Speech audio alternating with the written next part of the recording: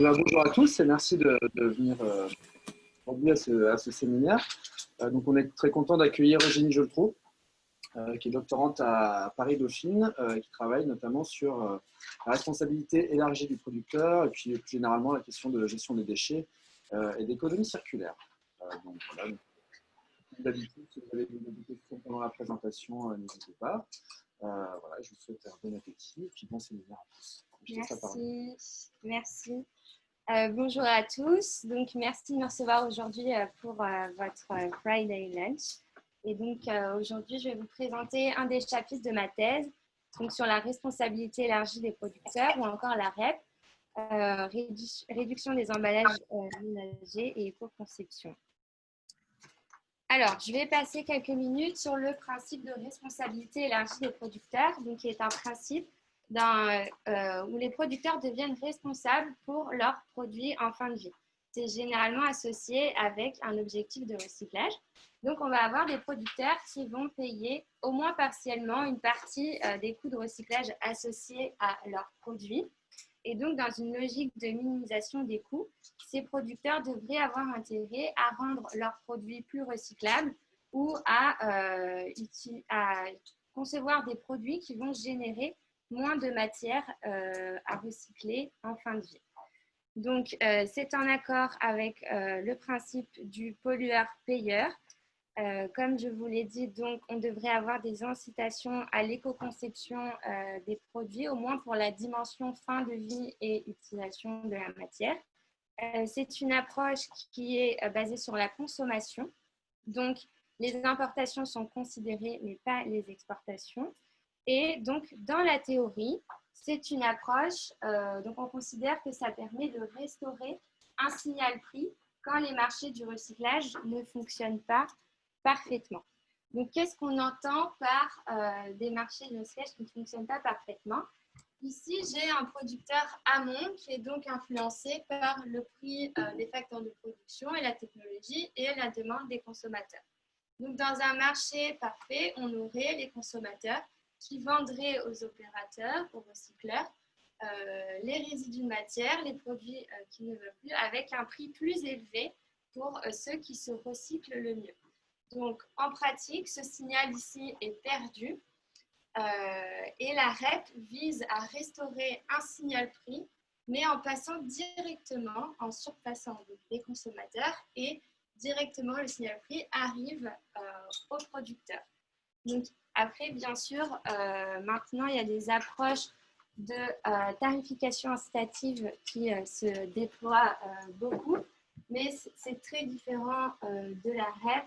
Ce n'est pas aussi complet le signal prix qui est renvoyé aux producteurs, enfin déjà aux consommateurs, puis aux producteurs. Et là, on passe directement aux producteurs. Voilà pour le principe de REP. Donc maintenant, ce principe, comment il peut être mis en place en tant que politique publique? Donc moi, mon cas d'étude, c'est les emballages ménagers en Europe. Donc pour les emballages ménagers, on a une directive qui définit un objectif de recyclage à 75% d'ici 2030.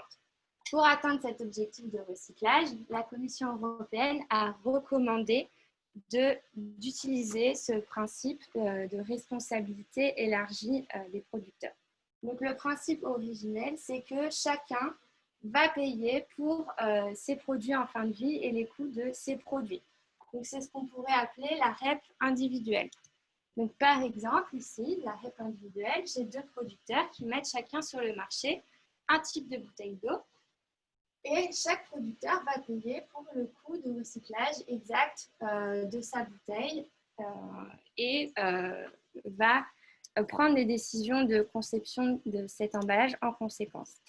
En pratique, qu'est-ce qui se passe pour les emballages ménagers, donc qui est un flux de déchets très diffus dans les ménages, non seulement diffus, mais aussi parfois peu reconnaissable après utilisation. On a donc pour pouvoir faire des économies d'échelle, mais aussi pour des questions de faisabilité, une REP qui a été organisée sous forme collective. Donc chacun dans ce système va payer pour la quantité de déchets qu'il met sur le marché, mais selon le coût moyen de traitement. Donc, comment ça va se passer? Ici, je vais avoir un coût moyen de recyclage établi. Donc, par exemple, 180 tonnes de plastique, ça va être défini par matériaux. Et là, chaque producteur va déclarer, alors moi, je mets tant de tonnes de plastique sur le marché, donc je vais payer ce tonnage multiplié par le coût moyen. Voilà comment a été mise en place généralement cette REP collective, donc avec un prix, un signal prix par tonnage et différencié par matériaux. Donc en pratique, il y a plusieurs moyens d'organiser ça après, plus en détail. Généralement, ces entreprises se sont rassemblées dans ce qu'on appelle des Producer Responsibility Organizations, en France des éco-organismes, qui reprennent l'obligation légale des entreprises. Et en échange, donc, ces entreprises payent une contribution basée sur le poids et le matériau de l'emballage. Il y a également d'autres systèmes mis en place en Europe, donc une taxe en Hongrie et avant aux Pays-Bas. Donc, pourquoi une taxe? Donc, ici, normalement, pour une contribution, vous contribuez au coût du recyclage. Donc, la contribution est censée refléter le coût du recyclage. Pour une taxe, ça peut être un peu décorrélé. Donc, par exemple, aux Pays-Bas, ils avaient mis en place une taxe carbone, mais les fonds étaient quand même alloués au programme de recyclage. Et au Royaume-Uni, vous avez un système de certificats de recyclage échangeables où les entreprises peuvent directement sur un marché acheter ce certificat en euros par tonne par matériau. Donc ici, vu qu'on est en France, il y a aussi d'autres incitations qui ont été mises en place, mais c'est un cas particulier. Donc il y a aussi des contributions à l'unité, donc par unité d'emballage, et un système de bonus-malus pour d'autres critères concernant les emballages, qui ne feront pas l'objet de cette recherche. Donc finalement, qu'est-ce qui nous reste comme incitation dans une REP collective? Parce que quand j'ai présenté le principe de REP originel, donc on a vraiment une entreprise qui supporte le coût de recyclage de ses propres produits. Maintenant, quand c'est mis en place, qu'est-ce qui va nous rester comme incitation? Donc ici, puisqu'on a des contributions qui sont définies en euros par tonne et différenciées par matériaux, il nous reste logiquement deux types d'incitations. Celle de réduire les tonnages, donc la quantité d'emballage, de matière, ou de substituer un matériau pour un autre. Ici, on a des rapports qui montrent qu'en effet, il y a une optimisation de la matière sur certains emballages.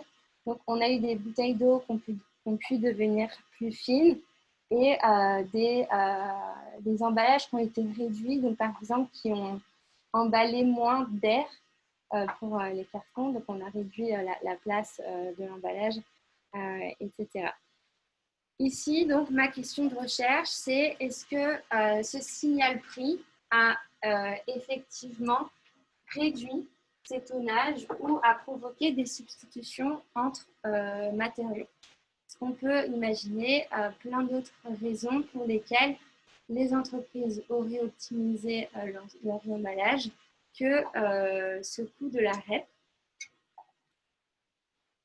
Alors, ma contribution à la littérature ici, donc il y a déjà une large littérature sur la REP, surtout une littérature théorique et des rapports qualitatifs très complets de l'OCDE. Sur l'éco-conception et les politiques publiques, c'est également une littérature plus théorique.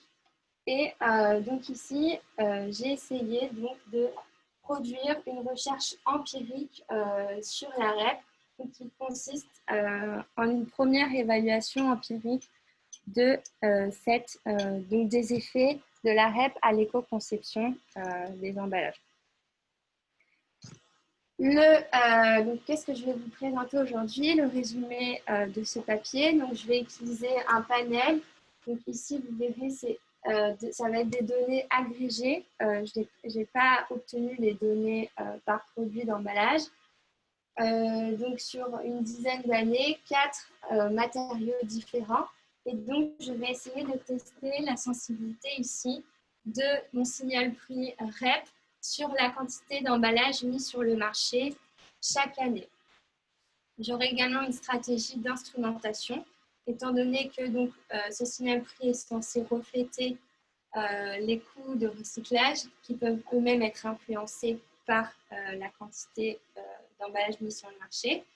Et donc, ce que je vais vous montrer, c'est que donc, dans ma spécification de base, je ne trouve pas d'effet significatif au niveau agrégé pour la substitution.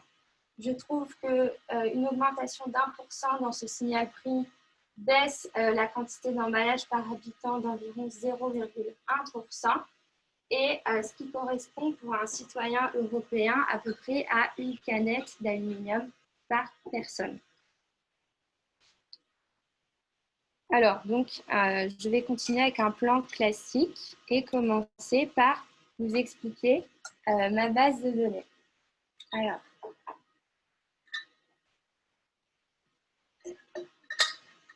tout d'abord, j'ai dû rassembler donc, ces données signal prix en Europe. Donc, quels sont les coûts de la REP instaurés en Europe?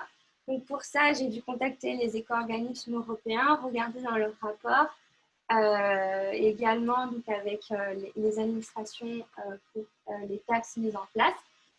Et donc, j'ai construit un indicateur pour 5 matériaux, les papiers carton, le verre, le PET, l'aluminium et l'acier. Donc, dans un premier temps, ce qui a été compliqué, c'est que chaque éco-organisme n'a pas la même structure pour ses contributions. Donc, par exemple, parfois, il y a une seule catégorie métal. On leur dit, vous devez payer 50 € par tonne de métal et ce n'est pas différencié. Parfois, il n'y a qu'une seule catégorie pour le plastique, mais souvent, c'était différencié PET et autres plastiques, ou alors il y avait beaucoup plus de résine. Donc, pour pouvoir avoir des indicateurs qui se comparent bien entre pays, j'ai fait premièrement cette distinction, mais donc parfois PET pour les éco-organismes qui ont seulement plastique, ça représente tous les plastiques. Et j'ai construit 2 indicateurs additionnels qui seront utilisés seulement dans les tests de robustesse. Donc, un indicateur qui est une moyenne pondérée où j'ai pris la contribution papier-carton et j'ai ajouté les cartons composites qui correspondent souvent aux briques de jus où il y a un peu d'aluminium dedans. Et un indicateur plastique où j'ai rajouté d'autres résines quand c'était différencié. Et donc, comme vous pouvez l'imaginer, parfois, ceci est très redondant avec ceci. Et pareil pour les plastiques. Donc, que nous dit déjà cette base de données? Donc, ici, c'est la moyenne, tous matériaux confondus pour les 5 principaux que j'ai présentés, pour les différents pays européens entre 2004 et 2015. Et donc ici, ces moyennes ne sont pas calculées sur le même nombre d'observations. Donc déjà, vous pouvez remarquer qu'il y a d'énormes disparités entre les pays qui ne représentent pas forcément le coût de recyclage. Il y en a chez qui ça coûte très cher et d'autres non. Il y a aussi différents degrés de responsabilité. Donc, en Allemagne, en Autriche, en Suède, les producteurs vont payer le coût total de recyclage. En Italie, ça va être 25%. En France, c'est défini à 80%. Donc, il y a d'autres facteurs qui jouent dans l'explication de ces différences qui ne sont pas l'objet de ma recherche. Ici, il y a également des différences donc, entre matériaux. Donc, en moyenne, les plastiques coûtent plus cher que les métaux, que le papier carton, que le verre. Qu'est-ce que ça nous dit à peu près? Donc, le papier carton, environ 50 € la tonne, le verre, 30 €, les plastiques, presque 200 € et les métaux, plutôt autour de 100 € la tonne. Ce qu'on voit ici, c'est que donc il y a une grande variation dans ces contributions, que ce soit entre pays, entre matériaux, mais aussi dans le temps. C'est ma variation Wizin. Et c'est celle-là que je vais exploiter dans ma stratégie en pilot. Alors, ici, c'est simplement pour avoir une idée, finalement, qu'est-ce que ça représente 200 € par tonne de plastique d'emballage pour un producteur, est-ce que c'est beaucoup? Est-ce que c'est rien? Est-ce que c'est contraignant? Est-ce que ça va vraiment l'inciter à changer le design, l'éco-conception de son emballage? Donc ici, j'ai simplement pris 3 produits usuels, donc un pot de confiture, une bouteille d'eau et une canette de soda. Et j'ai pris des prix standards, donc 1,50 € pour le pot de confiture, 30 centimes pour la bouteille d'eau et 50 centimes pour le soda. Et on voit que donc, la contribution ici, par exemple, pour le pot de confiture, en moyenne en Europe, ce serait 0,9 centimes, ce qui correspondrait à peu près à 0,6% du prix, donc du prix que j'ai pris de 1,50 € de ce pot de confiture. Et pour une bouteille d'eau, ce serait 0,8 centimes, mais là, on monte quand même à environ 2,7% du prix. Et ici, pour la canette en aluminium, à peu près 0,4% du prix. Donc, on voit que en moyenne, ça va être une petite incitation, mais quand même on peut imaginer que pour certains produits sur lesquels il y a une faible marge, et notamment ici pour le plastique, dont la contribution est la plus élevée, si en plus ça correspond à des produits avec des faibles marges, on peut imaginer qu'il y ait un effet. Alors, ici, voici la base de données totale avec toutes les variables que je vais utiliser dans mon analyse empirique. Donc, malheureusement, je n'ai pas pu travailler avec des données produits, donc j'ai une base de données agrégée qui va être très challengeant pour nettoyer les variations de ma variable emballage avec les effets demande, les effets consommation, etc. Donc ici, ma variable dépendante, ça va être la quantité d'emballage générée par année dans le pays par matériau. Donc c'est un panel en 3 dimensions, pays, matériaux, année, ma variable REP. Ici, une demi, si le système est géré par un éco-organisme ou non. Depuis combien de temps la REP est mise en place dans ce pays? Le prix des facteurs de production, donc le prix des matériaux, qui logiquement lui aussi devrait avoir un effet sur ces décisions. Ici, j'ai également pris le prix du carburant. Pourquoi? Parce que le poids des matériaux, si vous avez des produits très lourds, ça va coûter plus cher en transport en carburant. Mais aussi parce que donc, les prix du carburant reflètent généralement bien un prix moyen de matière. Pour les variables macroéconomiques, donc j'ai pris la consommation de nourriture en volume, de boissons alcoolisées, de boissons non alcoolisées. J'ai également utilisé la part des plus de 75 ans dans la population pour refléter les effets démographie de la consommation d'emballage. Pourquoi? Parce que si vous avez des ménages très grands, on va acheter en grande quantité. Donc, ça va générer moins d'emballage que si on a plein d'individus séparés qui vont acheter chacun des petits contenants. Donc, au début, j'avais pris une variable nombre d'enfants par ménage, mais il y a très peu de variations sur cette variable.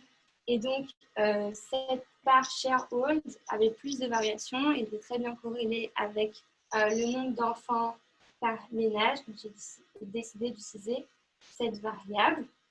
Également, une variable PIB, donc pour refléter la richesse totale du pays. Donc, celle-ci n'est pas normalisée par habitant, alors que celles-ci le sont.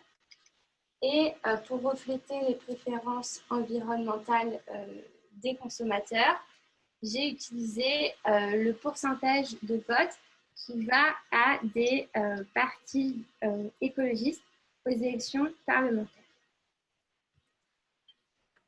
Voilà pour l'instant. Si vous avez des questions, n'hésitez pas.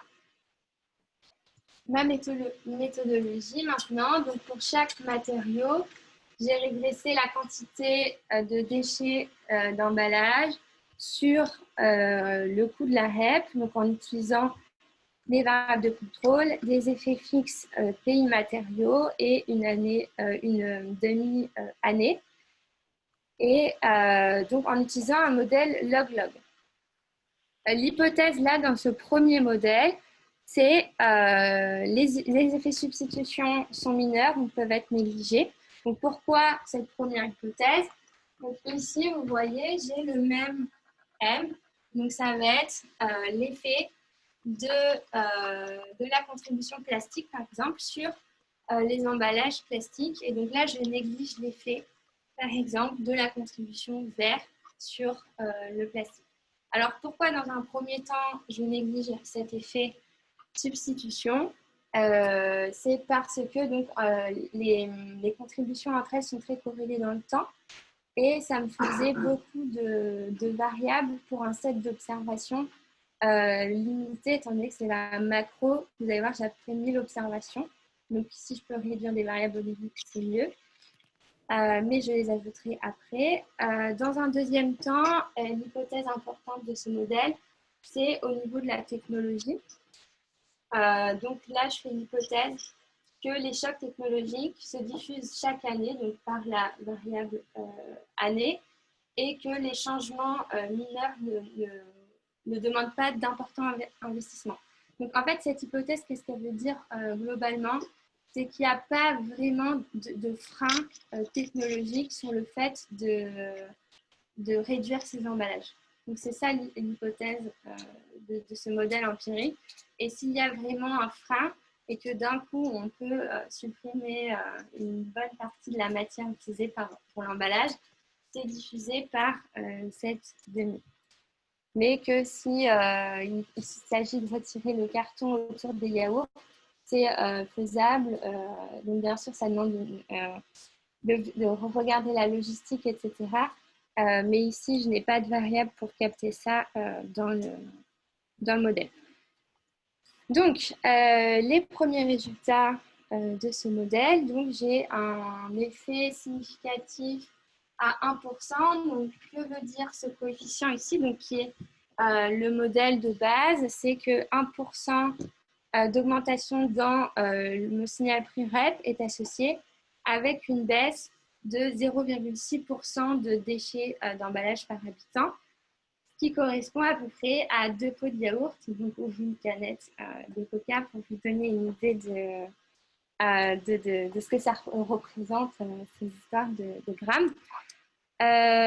Ici, je change ma demi-année, donc je la multiplie par l'effet fixe matériaux, donc mon coefficient reste identique.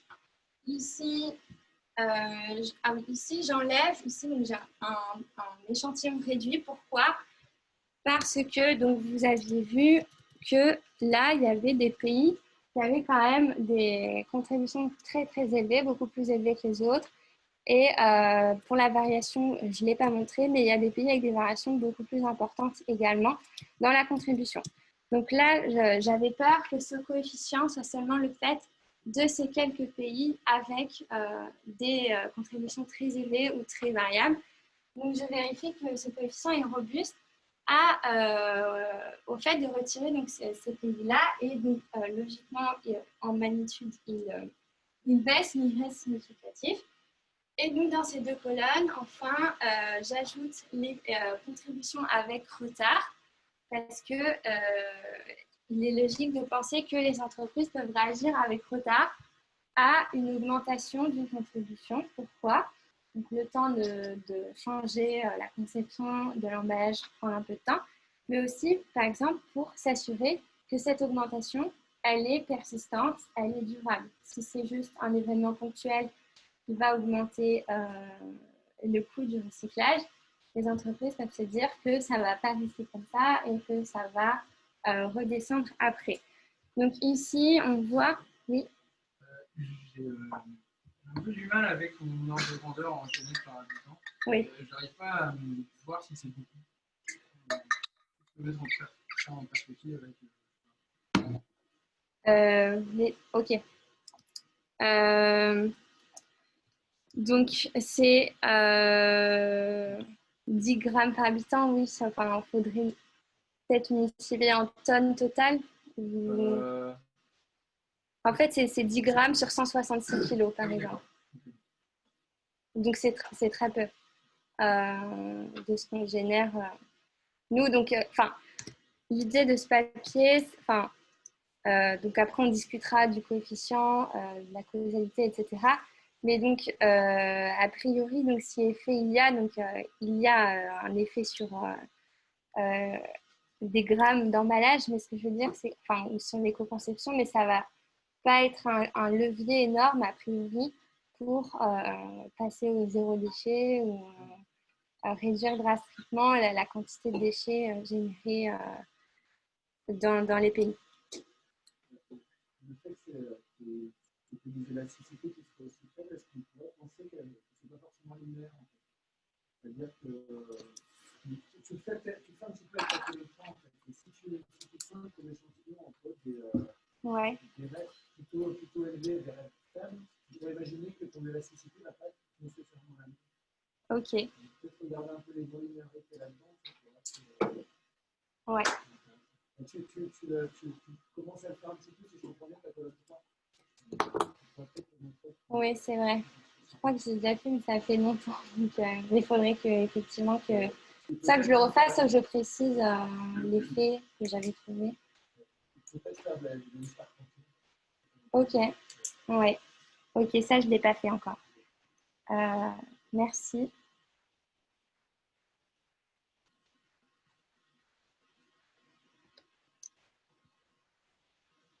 Alors, ici, donc, les spécifications de base que je vous ai montrées ne prennent pas en compte le fait que ces quantités de déchets, donc ma variable Y, peut influencer les coûts de traitement des déchets, donc normalement reflétés dans la contribution.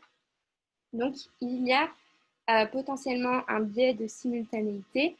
Et ici, donc, quel pourrait être ce biais déjà? Donc, si j'ai plus d'emballage, ça augmente mes coûts variables de collecte, de recyclage, etc. Mais en même temps, je peux avoir un effet d'échelle. Plus j'ai d'emballage à recycler, plus il y a de matière, plus ça rentabilise mes installations, plus ça vaut le coup finalement de mettre en place un programme de recyclage important, jusqu'à bien sûr qu'il y ait un effet de congestion où là, on aura besoin d'investissement, etc. Donc ici, il n'y a a priori pas de conclusion possible sur la direction du biais, mais par rapport à mon coefficient, donc l'inquiétude, ce serait qu'il soit donc trop négatif. Et donc, on ait cet effet d'économie d'échelle. En fait, il reflète l'économie d'échelle plus il y a d'emballage, moins ma REP coûte cher. Donc, on pourrait se dire ce coefficient reflète ce biais-là. Ensuite, il pourrait y avoir également un effet par les prix des matériaux. Donc, ce n'est pas ma variable d'intérêt, mais elle peut également être biaisée dans le sens où s'il y a plus d'emballage, ça veut dire qu'il y a une demande accrue pour les matériaux et donc les prix des matériaux ont augmenté. Et si ces prix des matériaux, donc la revente matériaux, est comprise dans le calcul du coût de recyclage, ça peut avoir un effet négatif sur ma contribution.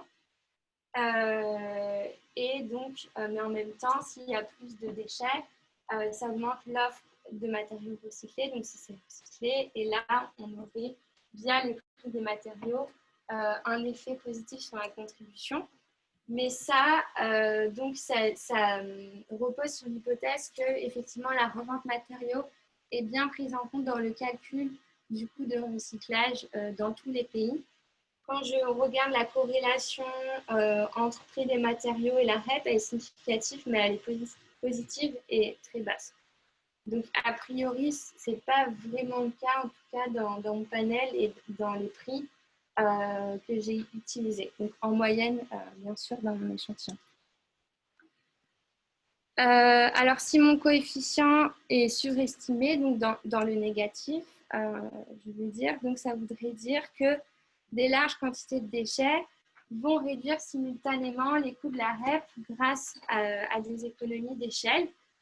Et donc là, cet effet, il pourrait être magnifié dans les pays avec des grandes quantités de déchets. Donc là, je sépare l'effet de la REP dans les pays qui ont beaucoup de déchets. Donc je définis à plus de 150 kg par habitant, et ce, avec moins de déchets.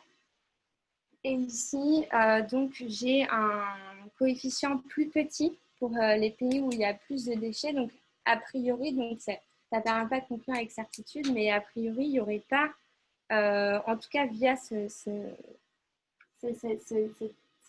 canal-là, un effet d'économie d'échelle qui affecterait mon coefficient. Donc, ça ne suggère pas une surestimation, mais ça ne la prouve pas. Alors ici, je change de méthode et je vais utiliser une instrumentation. Donc, malheureusement, je n'avais pas d'instrument extérieur qui reflèterait le coût du recyclage sans être lié à cette quantité de déchets. Donc, ce que je vais utiliser, c'est le fait que les valeurs présentes des déchets d'emballage n'influencent pas les valeurs passées de la REP. Donc ça, c'est ce qu'on appelle une exogénéité faible. Et si j'ai cette condition, donc qui me paraît tout à fait raisonnable, je vais pouvoir utiliser mes variables passées comme instrument pour mes variables présentes en différentiel. Ici, dans la first stage, donc, je vois que la contribution passée a un effet négatif sur la contribution présente. Et ça peut être éventuellement le fait que s'il y a une baisse, s'il y a une augmentation des contributions, ensuite les éco-organismes peuvent être plus enclins à chercher une efficacité des coûts dans le futur. Je n'ai pas détaillé comment fonctionnent les éco-organismes, mais souvent ils sont dirigés par les producteurs et donc ils ont plutôt intérêt à ne pas faire des tarifs trop élevés, surtout s'ils sont en concurrence, mais ce n'est pas le cas de tout le monde. Alors ici, pour les matériaux, j'ai utilisé la même méthode d'instrumentation, mais mon instrumentation est faible. Ici, pour ce qui est de ma contribution, le coefficient augmente en magnitude, mais l'écart type augmente également. Donc, si vous vous rappelez le coefficient ici, les deux ne sont pas significativement différents. Et malheureusement, pour les prix des matériaux, donc l'instrumentation ne fonctionne pas bien. Mais donc, en utilisant cette technique d'instrumenter ma contribution présente avec une contribution passée, je garde quand même mon effet négatif et significatif à 5%, et donc je peux conclure qu'une augmentation d'1% de la contribution baisse les déchets d'emballage par habitant de 0,1%. Ici, dans ce modèle, j'ajoute les effets de substitution. Donc, ça me donne beaucoup de variables.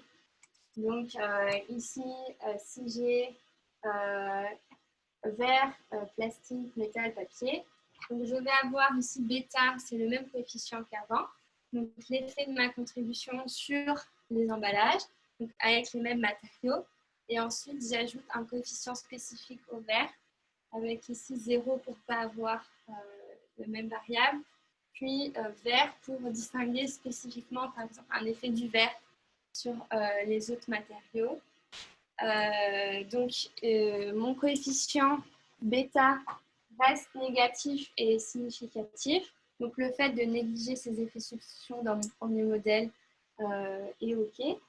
Mais donc, je ne trouve pas d'effet significatif positif pour tous mes bêta-glace, bêta-plastique, bêta-métaux. Donc ça suggère quoi? Ça suggère que ce symétrie REP ne produit pas des substitutions systémiques qu'on pourrait observer à cette échelle macro, parce qu'ici, donc, c'est tout matériau confondu, mais on peut imaginer que ces substitutions ont lieu, mais elles seraient plutôt détectables au niveau des produits, parce que pour certains produits, les matériaux se substituent, pour d'autres, pas forcément. Donc, je n'exclus pas l'existence de ces substitutions au niveau produit, mais en tout cas, je ne détecte rien à ce niveau d'agrégation. Ici, je fais les mêmes régressions, mais par matériau. Donc, ça nous donne une idée sur le coefficient associé à chaque matériau. Mais donc, ici, j'ai des échantillons qui sont petits, de l'ordre de 250-300 observations. Donc, ces coefficients, c'est à prendre avec précaution. Et donc, a priori, l'effet semble plus important pour les plastiques, les métaux, papier, carton. Et on avait vu dans la session données qu'ils avaient aussi les contributions les plus élevées. Alors, quelles pourraient être les autres possibilités? Donc, il y a une étude qui a regardé la fréquence d'implémentation d'élimination de la matière dans les emballages. Donc, en termes de fréquence, pas en termes de poids, comme moi je peux faire. Donc, ici, il montre que la fréquence de lightweighting, donc de réduction à la source, est plus importante pour les déchets plastiques, puis carton et donc plastique et papier carton, parce que premièrement, c'est les matériaux les plus utilisés pour les emballages. Donc en termes de fréquence, c'est normal que ça ait plus lieu pour ces emballages. On a également vu qu'ils avaient les contributions les plus élevées. Ça peut être également parce que ces matériaux sont utilisés pour des biens qu'on dirait inférieurs, au moins des biens avec des marges faibles. Si ces matériaux ont plus de possibilités pour une réduction. Et enfin, donc moi, j'ai aussi un coefficient important pour les métaux. Mais ici, donc, ils ont regardé en termes de fréquence. Moi, je regarde en termes de poids. Les métaux, ça pèse très lourd. Donc, même des réductions peu fréquentes peuvent amener à une baisse au poids assez importante. Alors, j'ai déjà fini pour conclure. Donc ici, j'ai regardé donc pour la première fois, j'ai essayé de faire pour la première fois une étude empirique de la REP, donc voir son effet sur la réduction et la substitution des matériaux entre emballages. Donc, on peut conclure que c'est un tout petit levier pour la prévention des déchets, donc par rapport au coefficient que j'ai trouvé, de 1% de l'augmentation de signal prix qui diminue les emballages par habitant d'environ 0,1%. Donc ça, comme vous l'avez vu, j'ai des données très agrégées.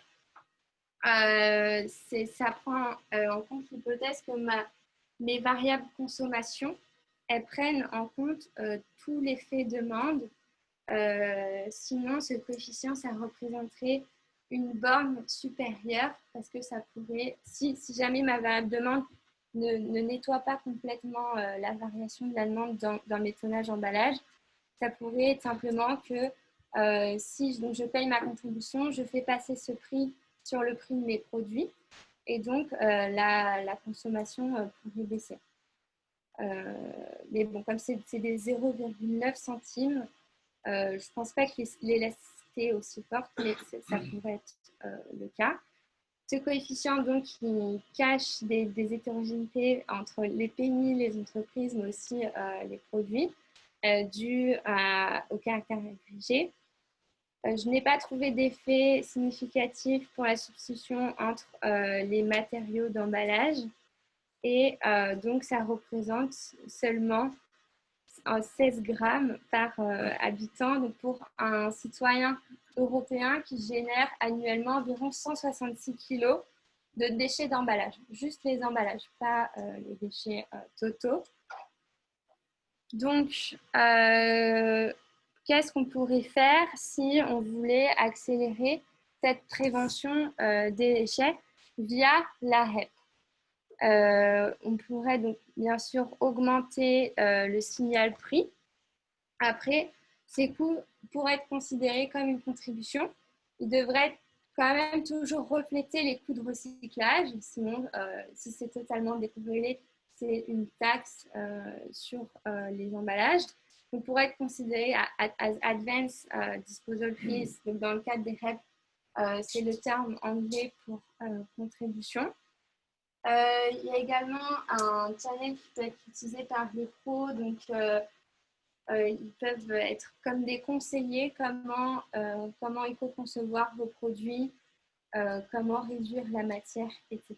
Donc, ils font la recherche à la place des producteurs. Maintenant, cette approche nous présente quelques limites. Donc, si les consommateurs ont une préférence pour les emballages, le prix des inputs, donc vous voyez que la REP, ça augmente le prix des inputs finalement, mais s'il y a des prix vraiment significatifs entre matériaux, cette incitation-là va rester. Pour ce qui est donc des firmes qui exportent beaucoup, étant donné que c'est une approche qui se concentre sur la consommation, si la firme est majoritairement destine majoritairement ses produits à l'exportation, alors elle est peu sensible à la REP. Donc, bien sûr, dans les pays vers lesquels elle exporte, il n'y a pas de REP. Et enfin, donc, cette REP, c'est aussi donc majoritairement utilisée comme un levier financier, donc pour pouvoir mettre en place tous ces systèmes de recyclage, mais donc ça finance des infrastructures importantes, qui pourtant viennent troisième dans la hiérarchie des méthodes de traitement des déchets, après donc la réduction et la réutilisation.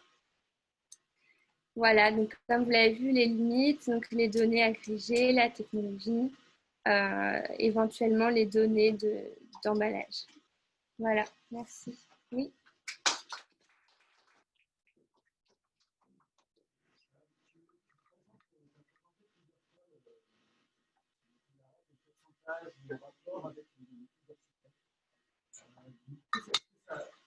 Moi, je comprends ça comme une hypothèse implicite que le coût social d'une tonne de déchets émises, c'est égal au coût de recyclage. Du coup, ça ne prend pas en compte les pertes de matière à la fois sur la production particulière. Ça ne prend pas en compte l'impact environnemental de l'activité même de recyclage. Ouais. Par exemple, du coup, est-ce que, justement, ces taxes ne devraient pas être au-delà du coût de recyclage plutôt qu'en rapport justement à ce que Oui, alors c'est effectivement un débat. Pour l'instant, la REP, c'est le coût économique du recyclage. Après, c'est vrai que c'est vraiment un débat en ce moment. Qu'est-ce qu'il faut inclure dans la REP? Jusqu'où doit aller cette responsabilité élargie? Effectivement, on pourrait changer le principe de REP et mettre une taxe pédivienne avec tous les coûts économiques et sociaux associés à l'utilisation de ces déchets d'emballage. Mais donc, c'est juste que ça changerait le sens du dispositif qui est fait actuellement, mais c'est vrai que c'est une question de choix. Et qu'en théorie, si on va atteindre l'optimum social, la REP peut très bien charger des coûts économiques, mais dans ce cas-là, on devrait quand même avoir un signal sur quels sont ces coûts sociaux, donc un mécanisme parallèle, donc qui ne serait pas inclus dans la REP. Oui.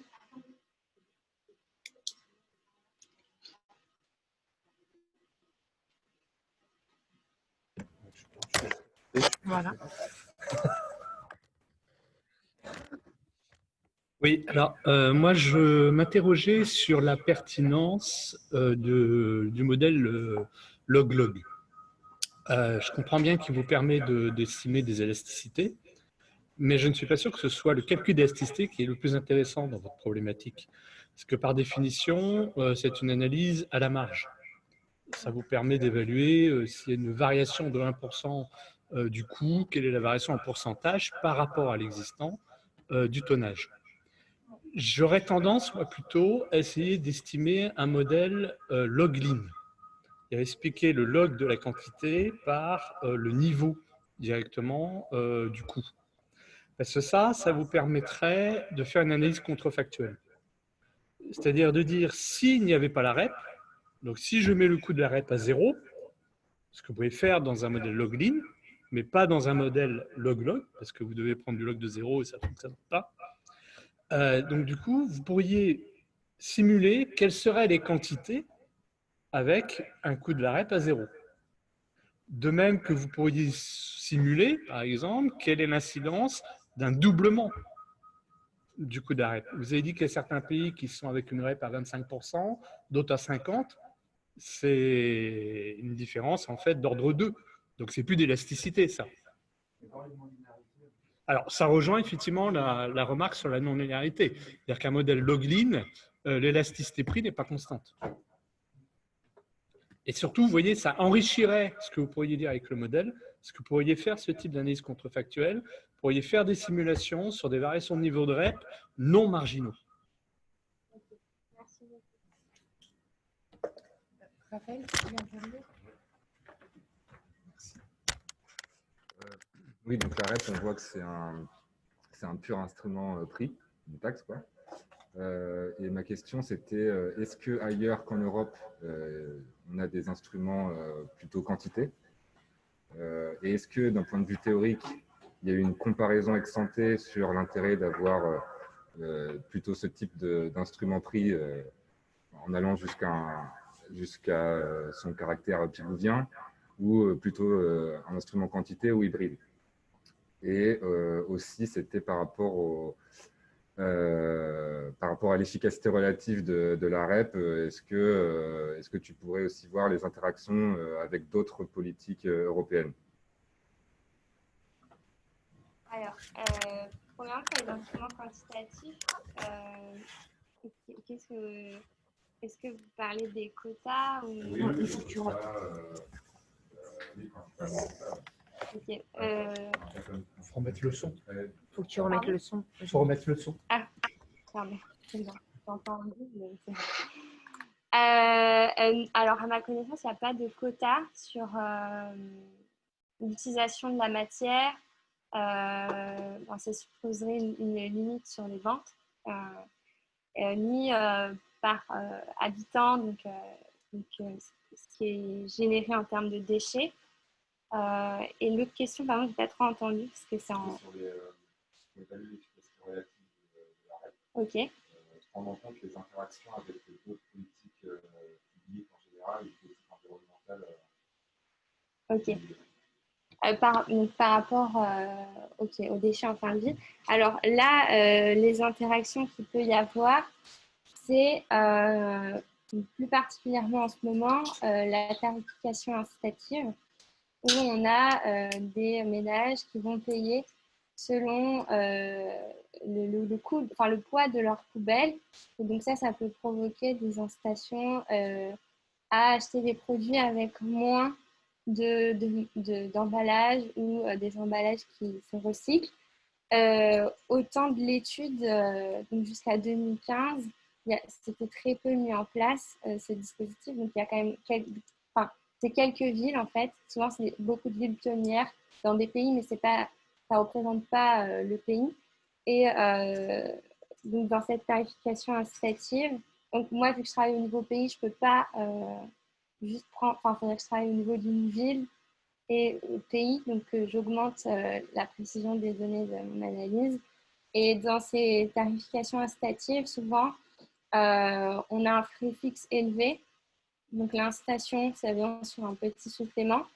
Et si, par exemple, vous triez vos déchets dans le bac jaune, tout ça, ça n'augmente pas. C'est seulement les ordures ménagères résiduelles qui augmentent le prix. Et donc là, j'ai plus l'impression que c'est un dispositif qui permet de mieux trier plutôt qu'un dispositif qui va vraiment changer la façon de consommer des consommateurs qui, en retour, vont transmettre ces préférences-là aux producteurs. Après, il y a peut-être certains dispositifs qui permettent ça, parce que chaque ville va un peu faire comme elle l'entend, mais ça ne sera jamais aussi précis que la REP par matériau, mais effectivement, si c'est un dispositif qui vient à se généraliser, qui devient plus précis, plus incitatif aussi, il pourrait y avoir une forte interaction entre ces deux-là, mais du coup, je ne peux pas prendre ça en compte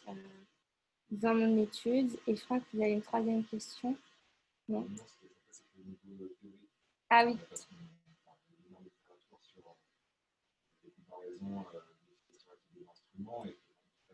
Pas empiriquement d'instruments quantifiés pour la question des déchets. Oui. Mais est-ce que d'un point de vue théorique, ça a été fait ou possible de différents instruments? Ce qui est fait vraiment théoriquement, enfin, ce qui est très connu, c'est le papier Callcott et Walls.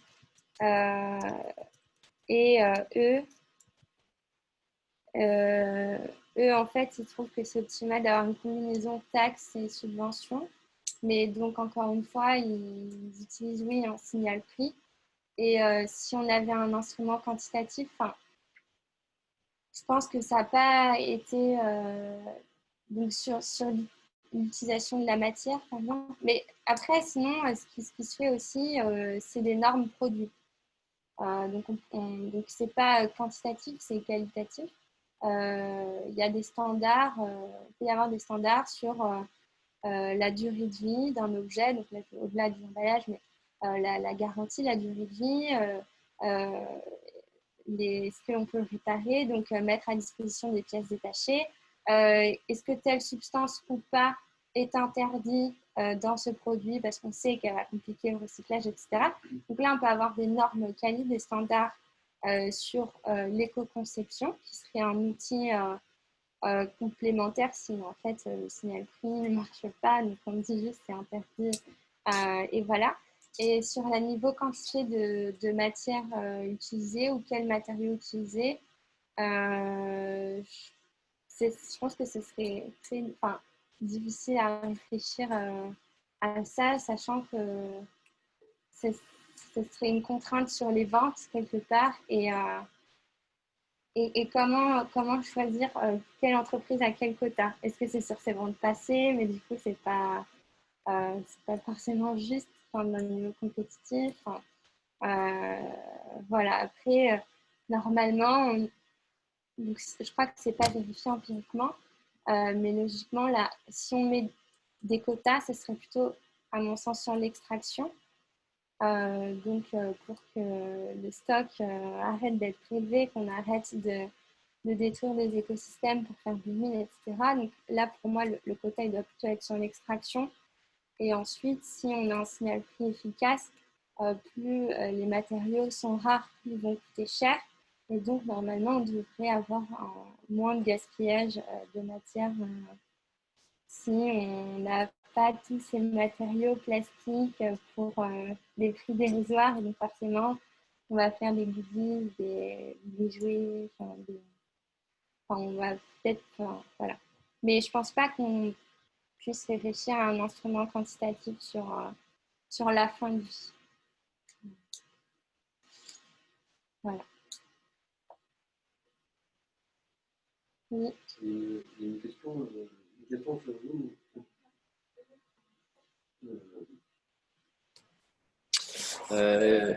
Il y a du coup une question sur Zoom. On me demande si tu as pris en compte les énormes variations du prix des matériaux recyclables, avec comme exemple la crise des déchets chinois de 2017 et son impact sur nos matériaux. Alors, j'ai entendu, c'est ce que j'ai pris en compte. Ouais, les variations du prix des matériaux recyclables. Okay. Alors j'ai pris en compte la variation des prix des matériaux. Et pour ce qui est de la question de la Chine, donc, mon panel s'arrête en 2015. Donc c'était avant justement ce bouleversement du marché du recyclage chinois, donc qui a vraiment joué là sur les prix, même les coûts de la REP. Donc oui, j'ai les prix des matériaux vierges et recyclés. Et normalement, donc, ils sont pas soumis justement à cet événement important.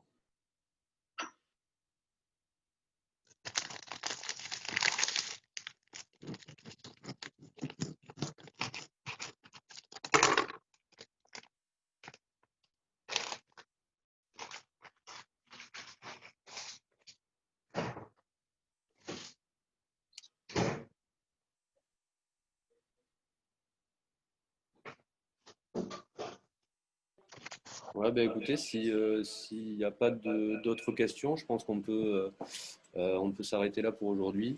Merci beaucoup, Eugénie, pour cette présentation.